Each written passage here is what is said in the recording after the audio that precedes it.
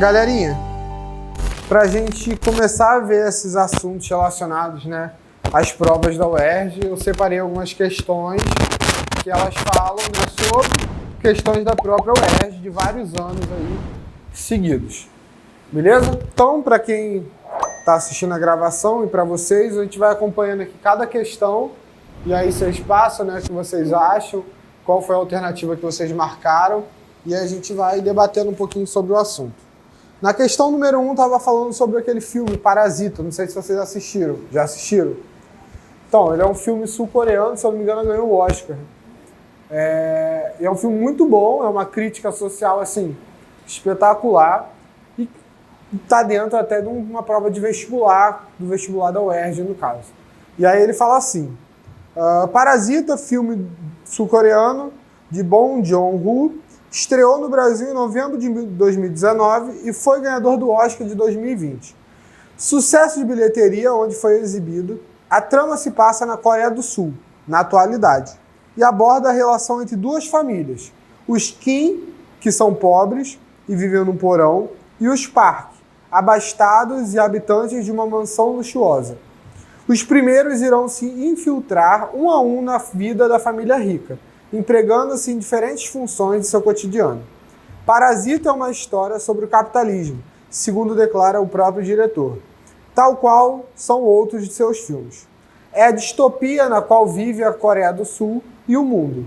Antes de ser um grande termo sociológico, o capitalismo é apenas a nossa vida, diz Bong, que é o diretor. Então nós temos aí duas representações, até para quem não viu o filme. Uma que é uma imagem da casa da família Kim e outra que é a imagem da casa da família Park. E aí na questão ele fala o seguinte, a partir da observação das imagens e das leituras do texto, pode-se apontar a seguinte contradição no desenvolvimento capitalista. Letra A, relativação de liberdades democráticas. Letra B, separação de categorias profissionais. Ou letra C, especialização das hierarquias sociais. A letra D não saiu completa, mas a gente pode descartar ela. Vocês marcaram qual a alternativa? C, seria a espacialização das hierarquias sociais. Bom, galera, quando a gente olha, né, e aí entrando um pouquinho na história desse filme, você tem uma família muito pobre na Coreia do Sul, uma família muito rica. Como é que o filme começa? E aí, quem não viu, vou dar spoiler aqui, sem problemas. A família pobre vê nessa família rica diversas brechas para que eles possam trabalhar nessa família rica e viver, entre aspas, um pouquinho daquela vida deles. Então, o primeiro, se eu não me engano, que começa é o filho dessa família pobre. Ele se infiltra na família rica através de aulas de inglês, ele dava aula de inglês. E aí ele viu a oportunidade, na família rica tinha um motorista, tinha a governanta e tinha mais uma outra função, que eu não me lembro qual que era da filha. Então ele começa a sabotar os próprios empregados da família rica, esse menino pobre. Justamente para ele conseguir colocar os pais deles, a irmã dele, sem que a família rica saiba que eles são da mesma família. Então, por exemplo, se eu não me engano, o primeiro que ele demite é o motorista, e o pai assume como motorista. Uma certa parte do filme, essa família rica viaja e essa família pobre fica morando na casa deles durante o período de viagem da família rica. E aí, do nada, a família rica chega, antes da hora. E eles têm que se esconder debaixo do sofá, a casa está imunda, cheia de lixo, aí tem que começar a esconder tudo. E ao longo do filme ele vai achando outras coisas, né, que existem nessa casa, e aí fica para vocês. Mas em um determinado momento do filme, e aí está muito relacionado com essa dicotomia, né, entre o lado pobre do capitalismo e as pessoas ricas, é que em determinado momento do filme está chovendo muito. E é nessa parte que a família pobre está passando um tempo na família rica. Eles viajaram. Começa a chover muito na cidade. E eles correm para casa. A casa deles é como se fosse numa área mais baixa. Como se fosse um porão mesmo, como diz.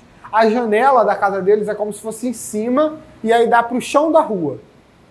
Então, a privada, para vocês terem noção, ela abre uma portinha, assim, o banheiro, que não é um banheiro, a privada é no alto, é quase no teto. Eles têm que usar a privada assim, meio abaixado. Para você ver a dificuldade que eles têm. E a casa está quase toda submersa na água. Né? Isso é para a gente ver, né, essa hierarquização do capitalismo, como a própria questão diz, né, a espacialização das hierarquias sociais. Hoje, se a gente analisa, vamos botar o Rio de Janeiro. Me fala um local do Rio de Janeiro onde há um predomínio de pessoas ricas morando.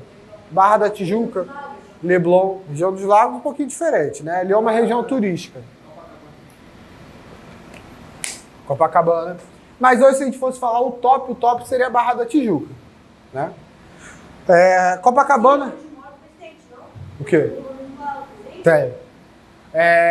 Para a gente ter uma noção, em Copacabana há áreas muito ricas, mas hoje há muitas comunidades ali. Se a gente for parar para pensar uma área exclusivamente hierárquica, né? Separando o pobre do rico, é a Barra da Tijuca. Por quê? Ali é onde vão estar, né? Há um predomínio de quê? Condomínios de luxo. Então só entra naquele espaço quem tem um poder aquisitivo muito alto. Correto? Então, ó, já está separando o espaço social de vivência. Você está tirando um espaço em que poderia ser frequentado por diversas pessoas e você está segregando para um tipo de pessoa só, que é a pessoa com poderio econômico maior. Por exemplo, um shopping da Barra, ele vai ter a mesma quantidade de serviços que o Caxias Shopping? O mesmo tipo de loja?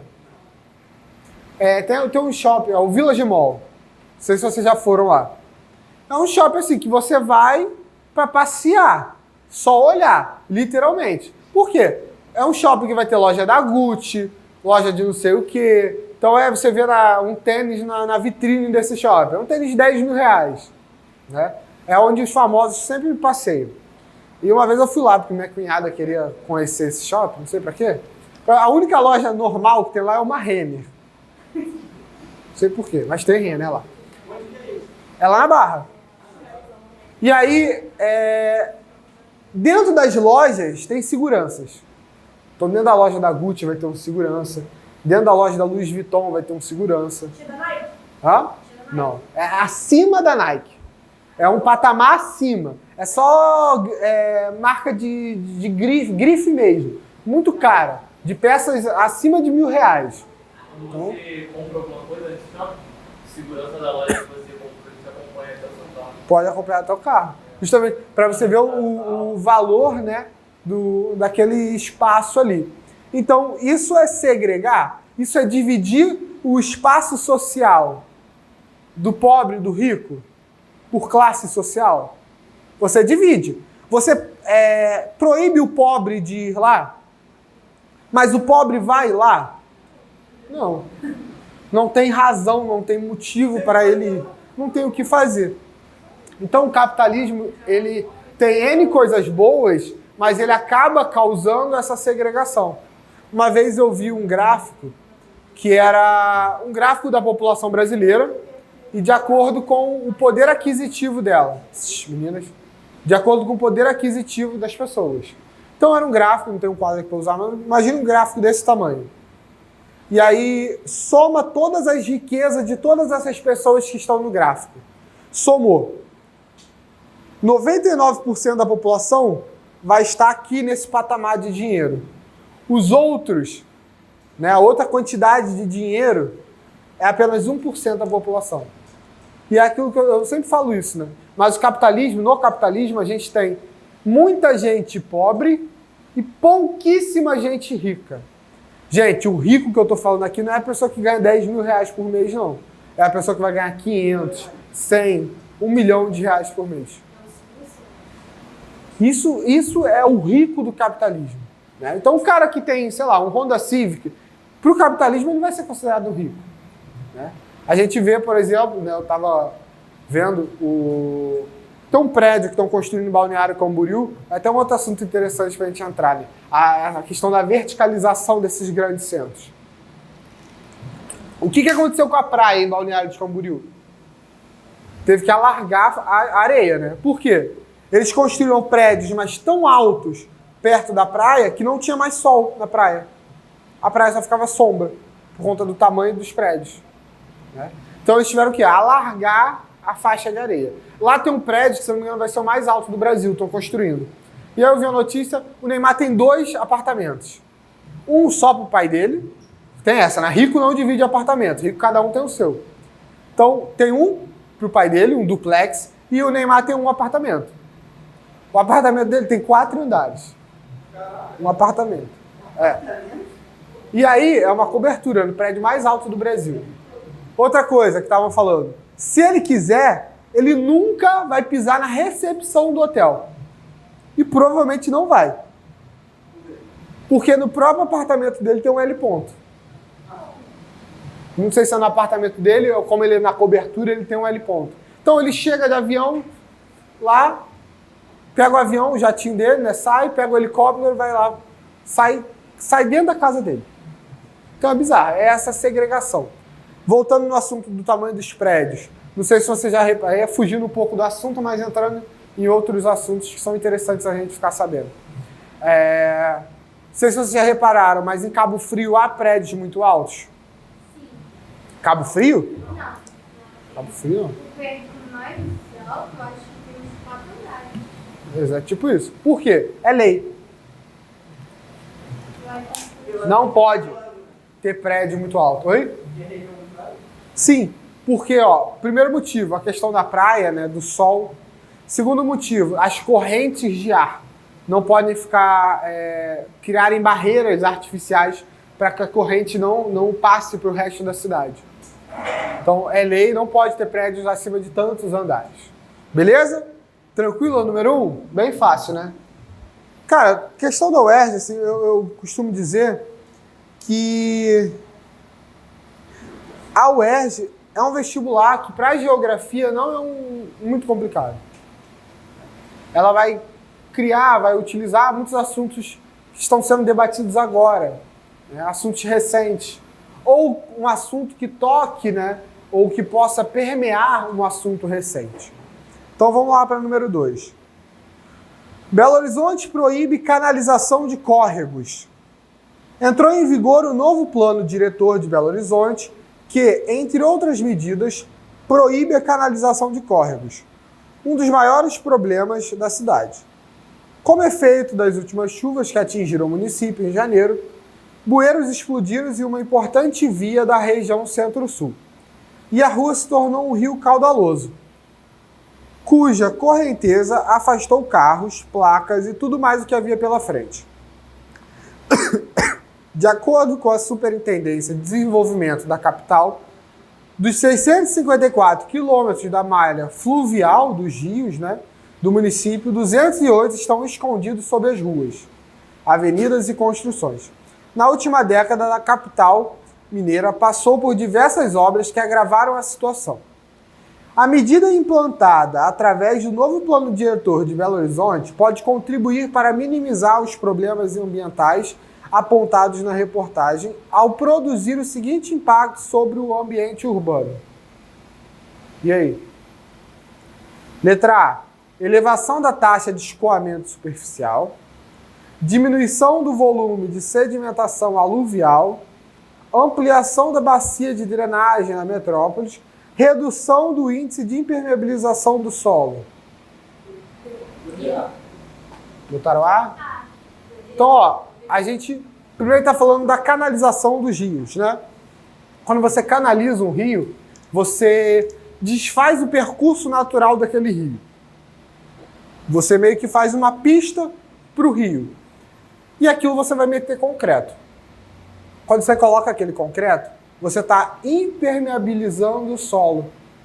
Então, quando chove, o solo não consegue sugar o excedente de água. E aí acabam acontecendo as enchentes. Por isso que ali na Praça da Bandeira, aqui no Rio de Janeiro, isso é um problema muito crônico. Há diversas enchentes naquela região.